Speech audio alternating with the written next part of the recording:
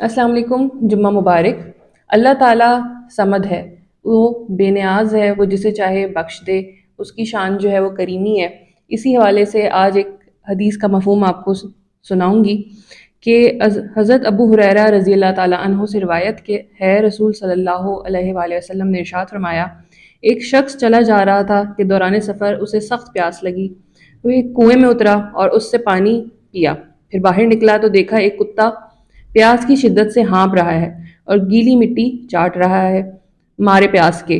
اس نے کہا کہ اس کا بھی وہی حال ہے جو میرا تھا۔ اس نے اپنا موزہ پانی سے بھرا اور اسے اپنے منہ سے پکڑا اور اوپر چڑھا اور کتے کو پانی پلا دیا۔ اس کے بعد اللہ تعالیٰ کا شکر ادا کیا کہ اس نے ایک جانور کی پیاس بجھائی۔ اللہ تعالیٰ نے اسے نیکی کی توفیق دی، تو اس کے اس عمل پہ اللہ تعالیٰ نے اس کی مغفرت فرما دی۔ تو اس حدیث سے ہمیں یہ پتہ چلتا ہے کہ جو جانور ہیں ان کے ساتھ بھی ہمیں نرمی کا برتاؤ کرنا چاہیے۔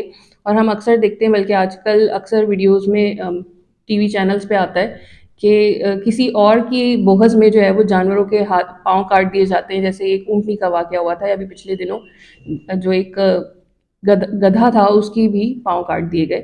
تو اس طرح کا ظلم جانوروں سے بھی نہیں کرنا چاہیے، یا پھر ہم اکثر اپنے شوق کی خاطر جو ہے وہ جانوروں کو لڑانے کا مقابلہ کیا جاتا ہے، تو اس طرح سے ان بیچاروں کو ایذا پہنچا کے، تکلیف پہنچا کے اللہ تعالیٰ کے غضب کا جو ہے وہ حقدار نہ بنیں، بلکہ ان کے ساتھ نیکی کا، نرمی کا سلوک کریں۔